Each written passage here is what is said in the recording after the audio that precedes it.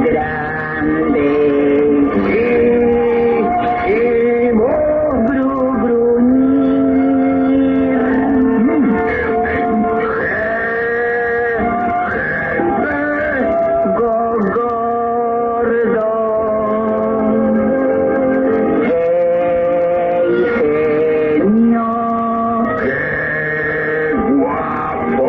Hay dos G, ¿sabes?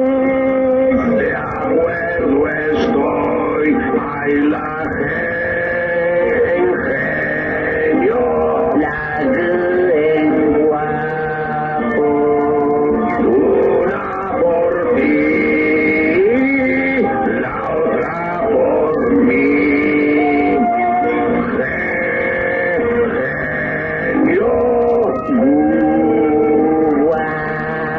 Guapo.